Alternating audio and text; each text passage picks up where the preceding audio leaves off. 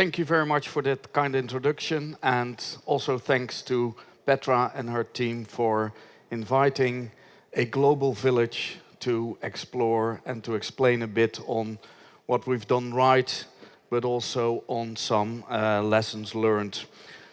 I would like to start off with a little poll and get a feeling in the audience. Who consider themselves to come from a smart city? So let's assume there's 100 people in the audience and there's approximately 10 people raising their hands.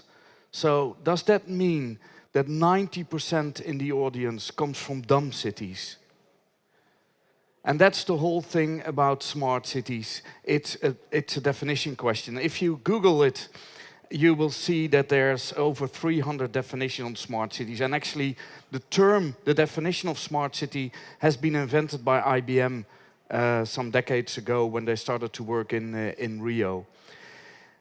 Since last June, we relaunched Amsterdam Smart City. So before that, we were focusing basically on the definition, how can we increase the livability of the city for the people who work, live and play there. And to connect to the last speaker, it's all about the happiness if you want to take it one level higher. And of course, happiness index, happiness is very, very difficult to measure. But we just use city council elections, the outcome, that's our happiness index. Smart city on itself, it's not a goal, it's not an objective, but the concept and the context is as much important as the end result. Compare it to an artwork or making an artwork. And last but not least, as I mentioned, we are on the road for about 10 years now, and we've made a lot of mistakes, and we've learned from that, from those mistakes. So we're constantly learning by doing. Now, since last June, we're focusing in an even further direction, and we talk about digital transformation, and we want to have the social inclusion. In the past, we were focusing, for example, on how can we reduce congestion in the city, but we forgot about the people that couldn't even afford a car. So we have to make that society inclusive. It is funny that a lot of people are willing to share their data with the Googles and Facebooks of this world, but they don't want to share the data with the local government. So how can we regain that trust from the citizens to make sure that they're also willing to share their data? And last but not least, private companies, private organizations have a completely different objective than a local government has. So we have to really take care of the ethics to make sure that it's that the society is social inclusive, and that things are being done on a non-discriminatory in a non-discriminatory way. So probably to give this little example that that illustrates those ethics. So the previous president of the United States, Barack Obama, is in an autonomous vehicle. A child crosses the road. What is the machine, what is the car going to decide? Is it going to choose to save the child, or is it going to choose to save the president of the United States, the former president of the United States? With the current president, I think I will know the answer. But this is the things we really have to look at within society and as a local government. So data transparency, privacy, responsibility, ownership, oversight and ethics are a very, very strong starting point on how can we make that city more livable, and actually ask the people, what city do they want to live in. What city do we want to live in? And let's create better streets and neighborhoods. How? We do that through Amsterdam Smart City, Amsterdam Smart City is a not-for-profit open innovation platform on arm's length of the government. The reason why we put it on arm's length of the government is that we want to have the possibility to fail. We want to have the possibility to tell to projects, sorry, you can't go on due to several reasons. Another reason that we put it on arm's length of the government, outside of government, is that we couldn't find the money in 2008 within the public sector, so we had to look for money in the private sector. And one of the things private sector people do not like about governments is the bureaucracy and red tape. So to make that a little bit more easier, to make that quintuple helix, so public-private partnership together with the knowledge institutions, NGOs, and last but not least the people, it makes it much easier if you work on a platform that's outside of the government. This is just a snapshot of the partners we have now. On the top right, you can see the usual suspects like KPN, the national telecom incumbent in the Netherlands, Liander, the electricity grid operator, Arcadis, a huge design firm. On the top left, those are the citizens' engagement organizations. So they actually create and emphasize on the dialogue with the citizen. So De Waag, for example, created a smart citizen lab. If people have a problem, they invite the people over and go and build, for example, sensors together with them. Pakhuis de Zwijger is a conference venue that will rent out their rooms on a commercial base during daytime, and at night they organize discussions for free for the whole society. And it's compulsory, for example, for the alderman, the vice mayor in Amsterdam, to attend one of these meetings per week to actually engage in that conversation with the citizens. And as you see on the bottom left, it's not only the city of Amsterdam, because if you have, for example, electrical vehicles or charging points for electrical vehicles only in your city, but half of the people are not living, not in your city, but working there, then you have to talk to the other cities in the region to help them to build electrical charging points as well. So that's why we encourage to have other cities in the region to be part of Amsterdam Smart City. And last but not least, the knowledge institution, the academia. It's really important to do the research up front, but also the research afterwards to see what works and what doesn't work. If you talk about smart cities, then this usually comes up. It's also referred to the smart city bullshit bingo card. Every presentation on smart city contains these kind of definitions. And I want to focus on a few ones. It's really important to have a holistic approach. So break down the walls between departments within organization and within local government. And another one I'd like to focus on is allow for uncertainty and allow for failure. There is so many things going on, and the developments are going so fast that you can't predict what's going to happen in a project even in 2 years' time. So life cycles are much shorter. So make sure the innovation you have in mind, make sure that's an open innovation.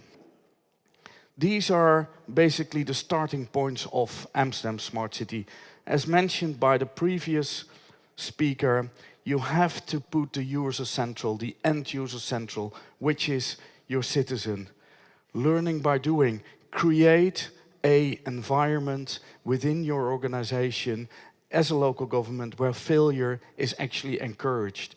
If you fail, fail fast and fail cheap, and learn from it. Public values.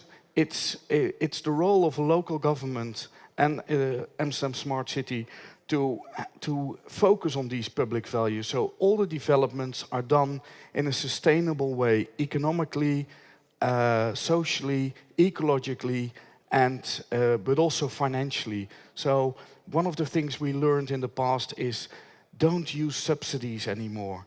Because if you subsidize a project, the subsidy stops, usually the project stops. The other thing is the conditions and regulation. So we look and investigate all the regulations and conditions that are necessary for this new development. As I mentioned, quintuple helix, public-private partnership, and we really, really need the private sector to develop that smarter city to become more social inclusive.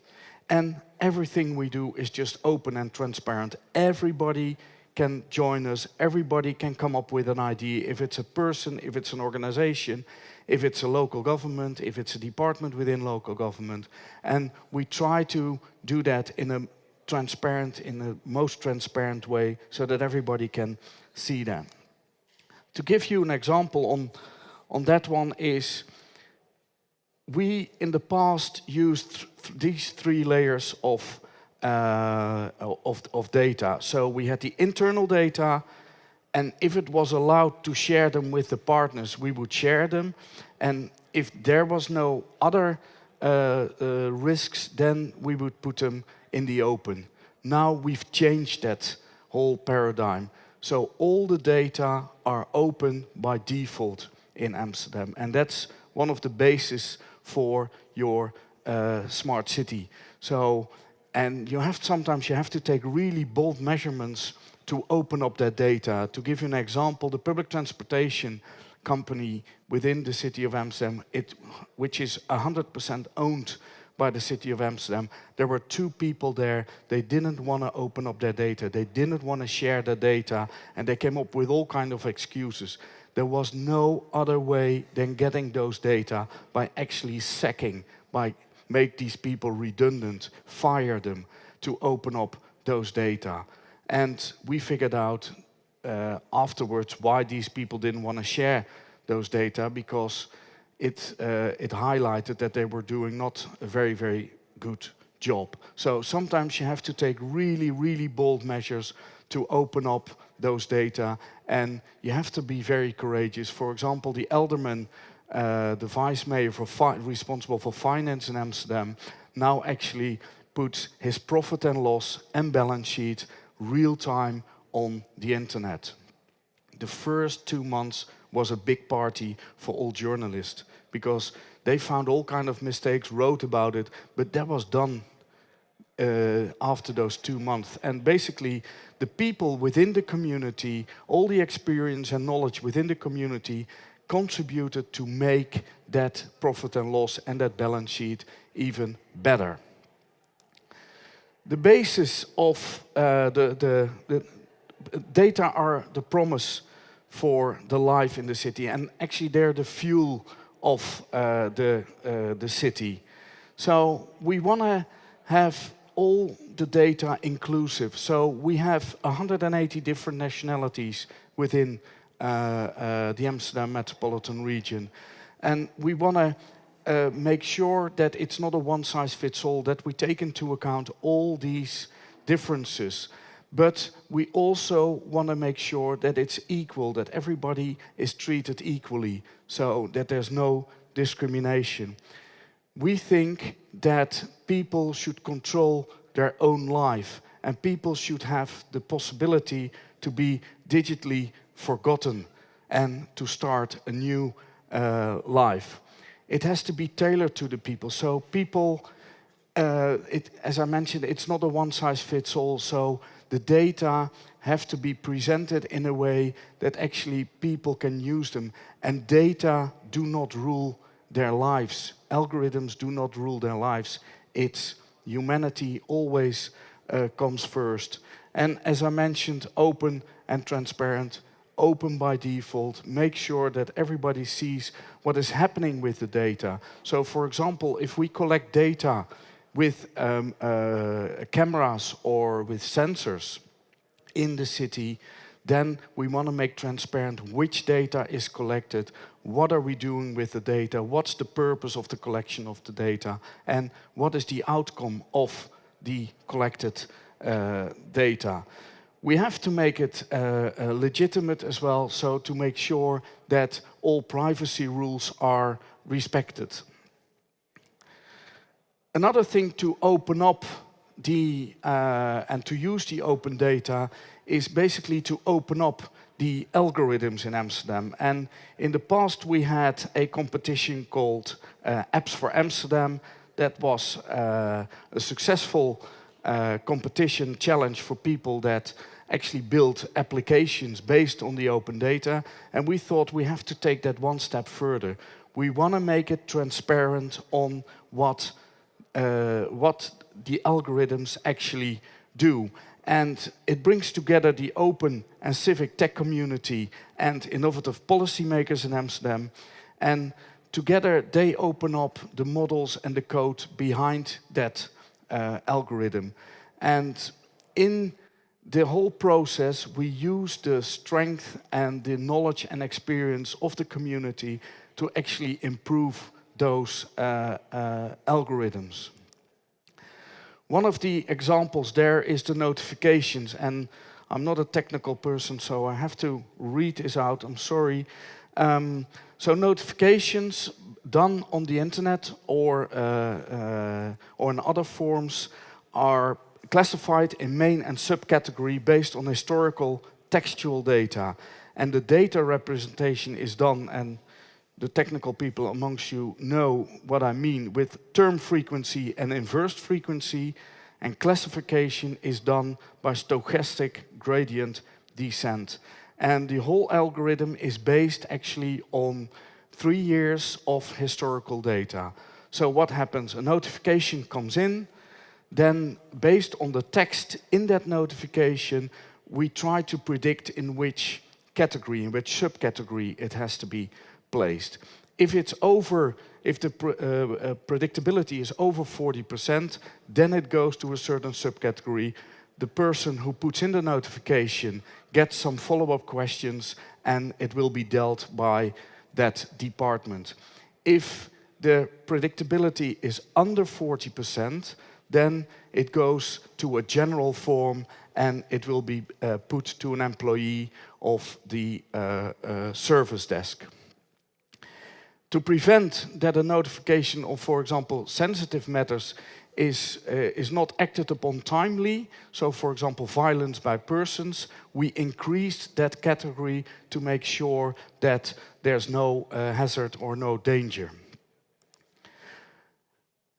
As I mentioned, trust is really, really important. So we are doing now ethical audits on algorithms, and we think it's really important to actually audit and to have that approval from a third party to guarantee that the algorithm is actually doing what we think it does. And by doing this ethical audit, it detects misconduct before it becomes an actual major problem. It identifies potential ethical issues and improves legal compliance, and it improves organizational performance, and it improves the relationships also with the stakeholders we are working on. One of the first audits we did was on the algorithm that decides where children, students, are going to for their middle school, for the secondary school. So based on a form, they put in their marks, they put in their postcode, some other information, maybe parents have gone to a particular school, and then they come up with a preference and they hand in that form into the algorithm. And the algorithm then will decide to which school you are going. We wanted to make sure that there's no discrimination being done on whatever criteria.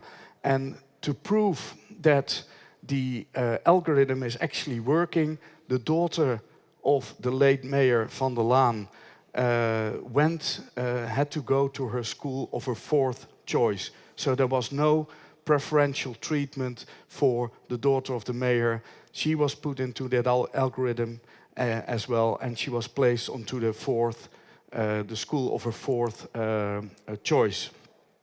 Another thing we use the